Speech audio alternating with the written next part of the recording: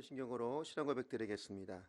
전능하사 천지를 만드신 하나님 아버지를 내가 믿사오며 그 외아들 우리 주 예수 그리스도를 믿사오니 이는 성령으로 잉태하사 동정녀 마리아에게 나시고 본디오 빌라도에게 고난을 받으사 십자가에 못 박혀 죽으시고 장사한 지 사흘 만에 죽은 자 가운데서 다시 살아나시며 하늘에 오르사 전능하신 하나님 우편에 앉아 계시다가 저리로서 산자와 죽은 자를 심판하러 오시리라. 성령을 믿사오며 거룩한 공예와 성도가 서로 교통하는 것과 죄를 사하여 주시는 것과 몸이 다시 사는 것과 영원히 사는 것을 믿사옵나이다. 아멘. 오늘 은혜 받으실 하나님의 말씀은 에베소서 1장 1절부터 2절까지 말씀입니다. 에베소서 1장 1절로 2절 말씀은 신약성경 310쪽에 있습니다. 우리 똑같이 합독하겠습니다. 하나님의 뜻으로 말미암아 그리스도 예수의 사도된 바울은 에베소에 있는 성도들과 그리스도 예수 안에 있는 신실한 자들에게 편지하노니 하나님 우리 아버지와 주 예수 그리스도로부터 은혜와 평강이 너희에게 있을지어다. 아멘. 오늘 종은 봉독한 말씀을 가지고 교회론 첫 번째 거룩한 공동체란 제목으로 은혜를 나누고자 합니다. 만일 사도 바울에게 당신의 생애를 통해 가장 의미 있는 사역이 무엇입니까? 라고 묻는다면 그는 아마도 틀림없이 두라노 서원 사역이라고 대답할 것입니다. 두라노 서원 사역이 무엇인가 하면 사도행전 19장 8절부터 10절을 우리 합독하도록 하겠습니다. 시작. 바울이 회당에 들어가 석 달 동안 담대히 하나님의 나라에 관하여 강론하며 권면하되 어떤 사람들은 마음이 굳어 순종하지 않고 무리 앞에서 이 도를 비방하거늘 바울이 그들을 떠나 두라노 서원에서 날마다 강론하니라. 2해 동안 이같이 하니 아시아에 사는 자는 유대인이나 헬라인이나 다 주의 말씀을 듣더라. 아멘. 이처럼 처음 에베소 회당에서 3개월 그리고 두라노 서원에서 2년 모두 약 3년의 사역이 펼쳤던 곳이 바로 에베소라는 도시였습니다. 당시 에베소는 소아시아의 중심 도시였고 또 사도 바울은 이 사역의 결과로 사도행전 19장의 말씀처럼 온 아시아에 복음의 영향을 끼쳤던 것입니다. 실제로 요한계시록 2장과 3장에서 나오는 예수님께서 7교회에 보내는 편지 그 7교회가 바로 사도 바울의 두라노 사역의 결과물로 배출된 지도자들이 세웠던 교회로 추정되고 있습니다. 이처럼 에베소 사역은 너무나 귀한 열매가 있었습니다. 에베소 사역 이후 사도 바울은 예루살렘으로 잠시 돌아갔다가 그때 체포되고 맙니다. 그러나 그는 로마의 시민권을 가지고 있었기 때문에 로마의 가이사 황제에게 최종적인 재판을 받기 위해 가이사랴 항구에서 압송되어 배편으로 로마에 오게 됩니다. 사도 바울은 자신의 몸은 로마 감옥에 있었지만 바울의 관심은 오로지 자신의 안위나 편안함이 아닌 에베소 교회에 있었습니다. 왜냐하면 에베소 교회가 굳게 서야 아시아를 변화시키는 희망이 되기 때문이었습니다. 그래서 사도 바울은 에베소 교회를 향하여 편지를 씁니다. 그것이 바로 에베소서입니다. 그리고 그 에베소서의 핵심은 교회론입니다. 즉 교회가 교회다울 때 교회는 진정한 세상의 희망이 될 수 있었기 때문에 그는 아직도 어린 교회 에베소 교회를 향해 교회란 무엇이고 교회의 사명이 무엇인지를 말해주고 있는 것입니다. 사랑하는 성도 여러분, 우리는 지금 한 번도 경험해보지 못했던 팬데믹 상황을 겪고 있습니다. 그렇다 보니 이제는 모든 모임이 꺼려지고 심지어 교회에 모이는 것도 힘들어지는 시대 속에 살고 있습니다. 아마도 이 코로나 사태 이후에는 우리의 생활과 신앙도 많은 변화가 있을 것입니다. 이제는 과거처럼 많은 무리가 모이는 것은 힘든 시대가 될 수도 있습니다. 그렇다 보니 이제는 공동체의 신앙이 아니라 개인적인 신앙의 시대로 들어서고 있습니다. 물론 우리는 하나님과의 관계가 무리 속에서 주님을 만나는 것이 아니라 개인적인 만남, 개인적인 인격적인 교제가 이루어져야 합니다. 그래서 이제는 각자의 처소에서 골방 기도로 반드시 주님을 만나셔야 합니다. 그러나 우리가 골방 기도 생활을 한다고 해서 절대로 잊지 말아야 하는 또 다른 중요한 신앙이 뭐냐? 바로 교회 중심의 신앙입니다. 교회는 인간이 만든 조직이 아니라 하나님께서 친히 제정하신, 하나님이 친히 만드신 공동체이기 때문입니다. 그러므로 성경에서는 분명히 교회를 뭐라고 말합니까? 그리스도의 몸이라고 분명히 말씀하고 있습니다. 그러므로 우리는 이 마지막 시대 팬데믹 사태로 말미암아 교회 중심의 신앙이 흔들리는 이 시점에 과연 교회란 무엇이고 교회 중심의 신앙인지 무엇인지 다시 한번 확고히 정립하셔야 합니다. 그래서 부족한 점은 첫사랑 회복 골반 기도회에 이번에는 에베소서 강해를 통해서 교회론을 다루고자 합니다. 이제 매주 목요일마다 에베소서 강해를 통해서 교회가 무엇이고 하나님께서 왜 교회를 만드셨는지 깨닫고, 그래서 이 팬데믹 상황 속에서도 교회 중심의 신앙을 잃지 않기를 축복합니다. 그렇다면 사랑하는 성도 여러분, 교회는 도대체 무엇일까요? 우리는 에베소서의 서론인 1절 2절에서 벌써부터 교회의 본질을 규명하는 정의를 만나게 됩니다. 사도 바울이 에베소서를 써서 가르치는 바 교회란 도대체 무엇이라고 말씀하고 있습니까? 첫 번째는 바로 이것입니다. 교회는 성도들의 공동체라는 사실입니다. 우리 오늘 본문 말씀인 에베소서 1장 1절 말씀을 다시 한번 합독합니다. 시작. 하나님의 뜻으로 말미암아 그리스도 예수의 사도된 바울은 에베소에 있는 성도들과 그리스도 예수 안에 있는 신실한 자들에게 편지하노니. 보십시오. 여기에서 사도 바울은 에베소 교인들에게 그들의 정체성이 무엇인지 분명히 두 가지로 말씀해 줍니다. 바로 그들의 정체성은 성도이며 또한 동시에 신실한 자들이라는 것입니다. 성도란 무엇입니까? 바로 거룩한 백성을 뜻합니다. 사랑하는 성도 여러분, 바로 이것입니다. 교회란 거룩한 사람들의 공동체임을 우리는 잊지 말아야 합니다. 즉 교회의 생명은 거룩입니다. 더불어 성도의 정체성도 오직 거룩입니다. 그러므로 거룩하지 않으면 교회가 아닌 것입니다. 그리고 거룩하지 않으면 성도가 아닌 것입니다. 그렇다면 거룩이란 무엇일까요? 거룩이 무엇인지 알기 위해서는 먼저 구원이란 무엇인지부터 온전히 알아야 됩니다. 구원이라는 것은 단순히 죄에서 건짐을 받는 것만을 말하는 것이 아닙니다. 구원은 하나님과 인간과의 어그러진 관계가 회복되는 것을 구원이라고 하는 것입니다. 관계 회복이란 무슨 뜻입니까? 하나님이 형상대로 지음받았기에 하나님처럼 거룩하게 살아야 되는 사람들이 전적으로 타락한 것이 된 것입니다. 그로 인해 하나님과의 관계가 단절되었고 하나님의 거룩한 성품을 잃어버렸습니다. 그때 하나님께서는 독생자 예수님 이 땅에 보내셔서 그 아들의 십자가 보혈을 우리에게 선물로 주셔서 우리로 거룩을 선물로 주셨고, 그로 말미암아 하나님과의 관계가 다시 회복된 것을, 이것을 구원이라고 말하는 것입니다. 그래서 구원에는 세 가지 시제가 있음을 우리는 알아야 됩니다. 우리가 구원을 이야기할 때 정확한 표현은 나는 구원받았다, 이걸로 끝나는 게 아니고요. 그리고 나는 지금 구원받고 있는 중이다, 더 나아가서 나는 구원을 받을 것이다, 이 세 가지 시제가 모두 포함된 것임을 깨달아야 됩니다. 무슨 말이냐 하면 여기서 구원받았다는 완료적 표현은 칭의, 즉 거룩하다, 인침받았다는 것을 말하는 부분이고요. 구원받고 있는 중이다, 이렇게 현재 진행형은 성화되는 부분을 포함하고 있는 것이고, 구원받을 것이다라는 미래 시제는 영화에 대한 부분입니다. 그래서 우리는 구원하면 한 번의 회심으로 끝나는 것이 아니라 계속해서 이루어져 나가야 할 성화와 앞으로 완성될 영화까지 포함되고 있음을 깨달아야 됩니다. 그러므로 단순히 죄에서 건짐을 받는 것만을 구원이라고 표현하는 것은 너무나 소극적인 표현입니다.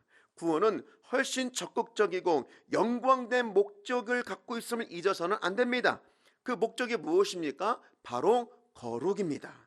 그 거룩이야말로 우리를 구원하신 목적이며 우리가 구원받은 결과이기 때문입니다. 창세전에 예정된 목적도 바로 성도의 거룩임을 오늘 에베소서 이어지는 본문은 계속 말씀하고 있습니다. 계속해서 볼까요? 에베소서 1장 4절로 5절에 무엇이라고 말씀하고 있습니까? 우리 합독합니다. 곧 창세전에 그리스도 안에서 우리를 택하사 우리로 사랑 안에서 그 앞에 거룩하고 흠이 없게 하시려고 그 기쁘신 뜻대로 우리를 예정하사 예수 그리스도로 말미암아 자기 아들들이 되게 하셨으니. 아멘.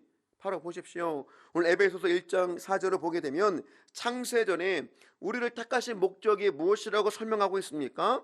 거룩하고 흠이 없게 하시기 위한 목적을 가지고 우리를 선택하셨다고 분명히 말씀하고 있습니다. 그러니까 창세전에 계획된 하나님의 백성들의 구원의 목적은 우리를 하나님 앞에서 거룩하고 흠이 없게 하시려는 적극적인 목적이 있으셨던 것입니다. 거룩하다는 것은 하나님의 본질적인 속성입니다. 그리고 흠이 없다는 것은 외적인 완전함을 말합니다.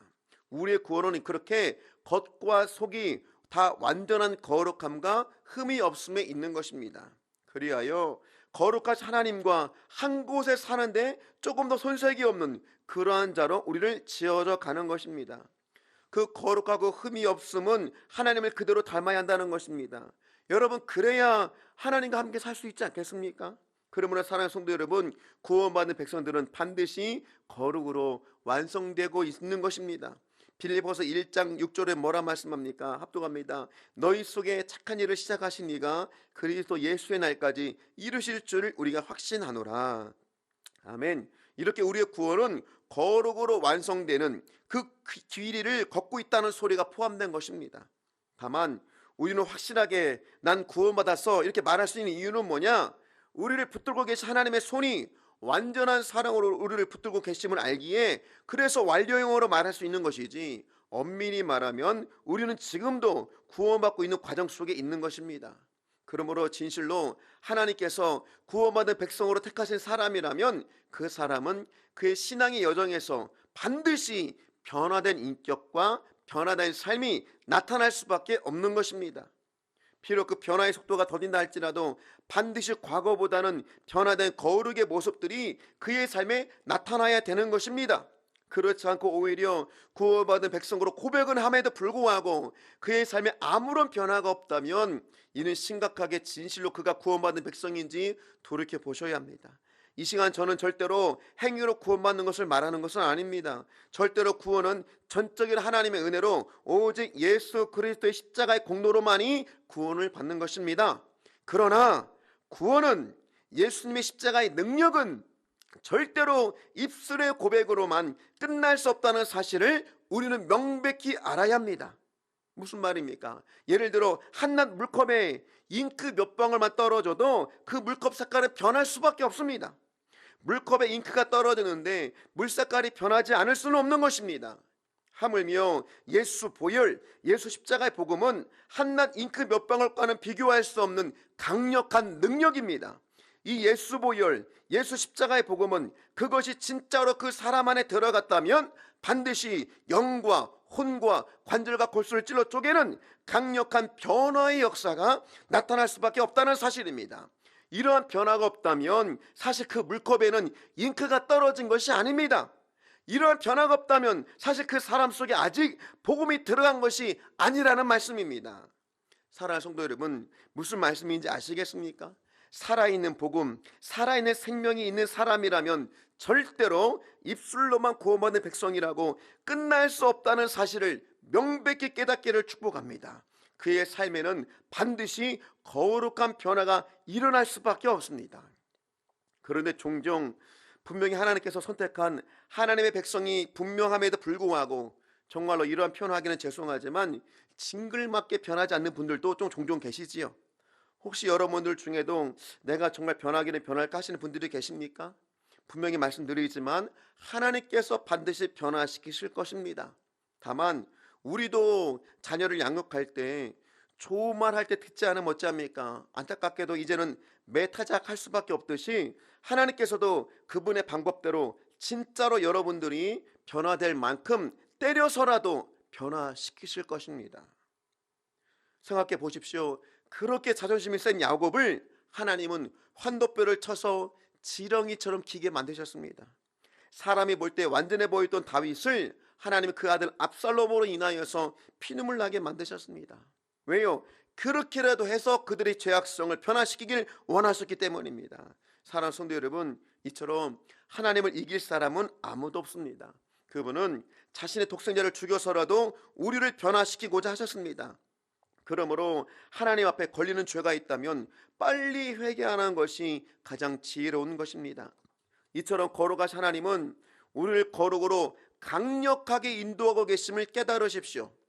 그런데 문제는 뭐냐? 하나님의 백성들이 거룩으로 달려가는 것이 아니라 저마다 이 땅에서의 행복으로 달려간다는 안타까운 사실입니다.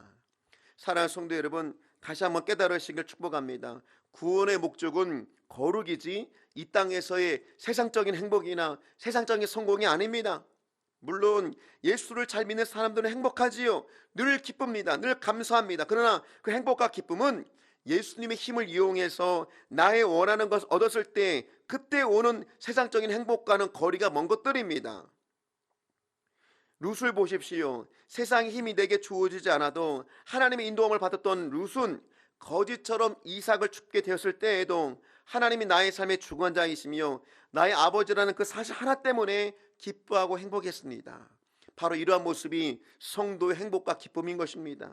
그런데 말세를 사는 너무나 많은 그리스도인들이 하나님을 이용해서 무엇을 얻어내고 무엇을 성취했을 때 그때 오는 행복과 기쁨을 최종 목적지로 삼고 있는 모습을 너무나 많이 보게 됩니다.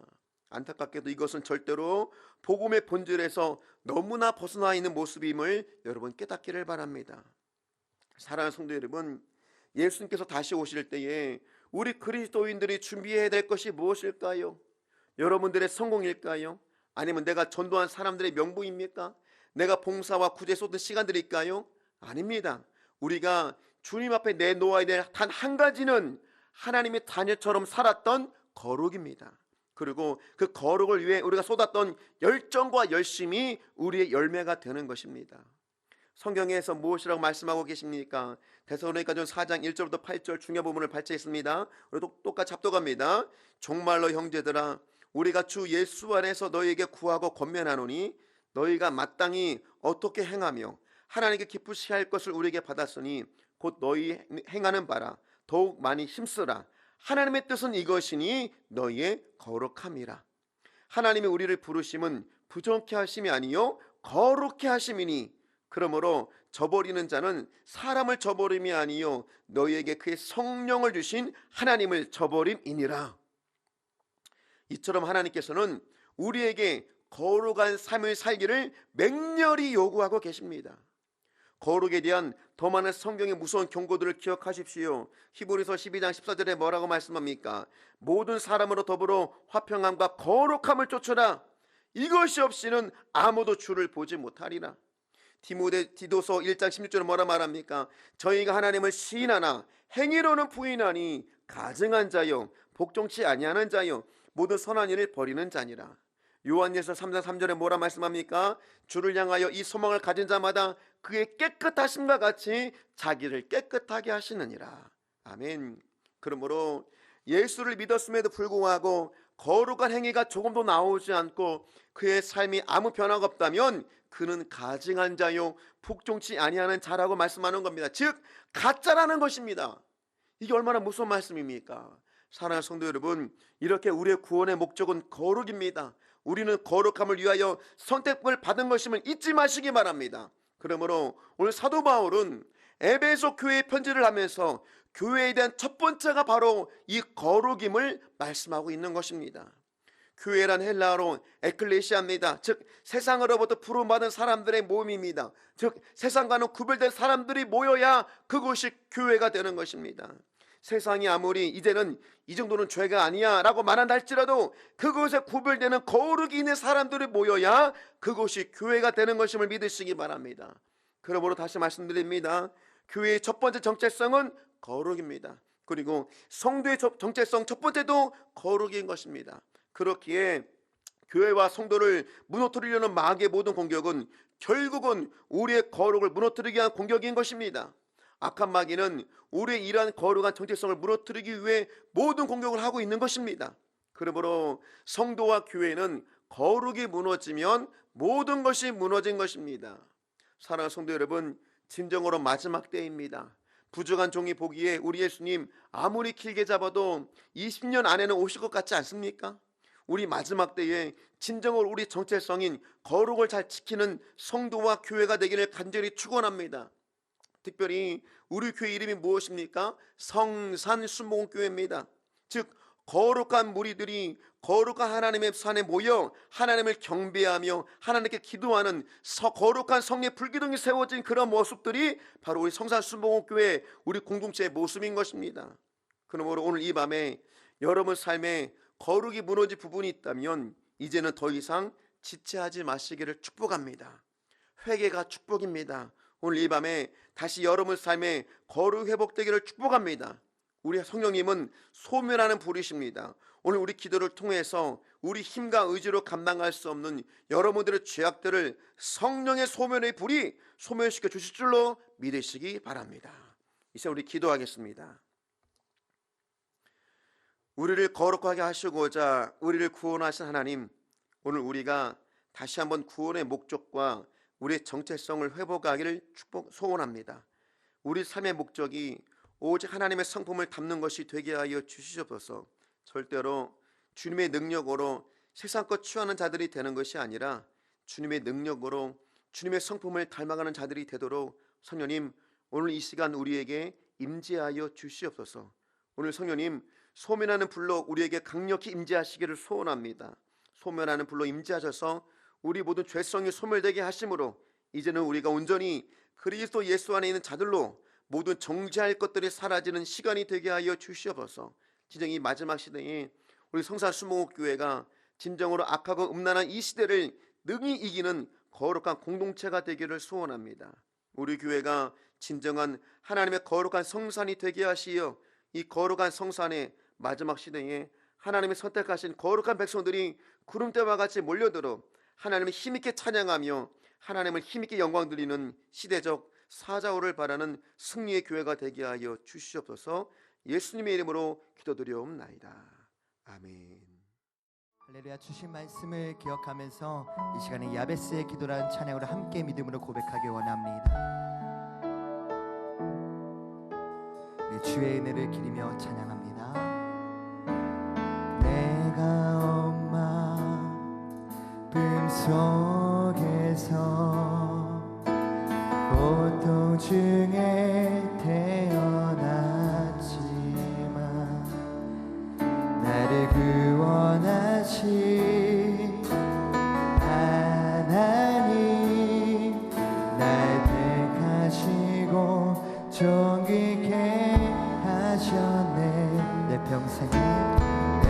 평생에 여호와를 섬기며 그 말씀만 따라 살아가리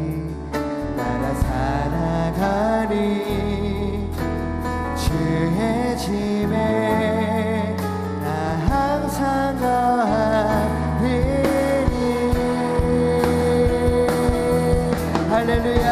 원컨대 주께서 나에게 복의 복을 주사 나의 지경을 넓히시고 주의 손으로 나를 도우사 나로 환난을 벗어나 근심이 없게 하소서. 아멘. 내가 엄마 품속에서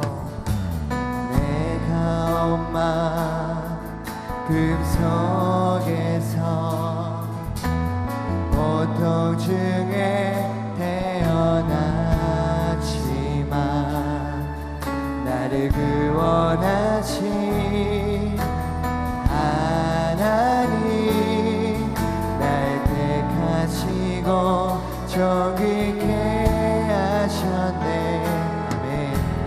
내 평생에 여호와를 섬기며 그 말씀만 따라 살아가리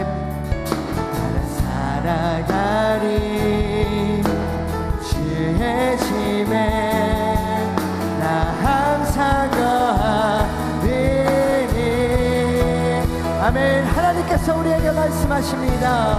원컨대 원하네 주께서 나에게 복을 더하사 나의 지경을 높이시고 주의 손으로 나로 한란을 벗어나 그 신이 없게 하시며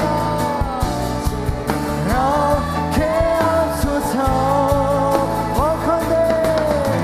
원컨대 주께서 나에게 복을 더하사 나의 지경을 넓히시고 주의 손으로 나를 도우사 나로 한란을 벗어나 근심 안에 원컨대 주께서 건대 주 아멘 아멘 주님 그렇습니다. 우리를 절대 망하지 않습니다. 주님께서 우리를 지키십니다. 너 나를 도우사 나로 한란을 벗어나 근심이 나로 한란을 벗어나 근심이 없게 하옵소서. 나로 한란을 벗어나 근심이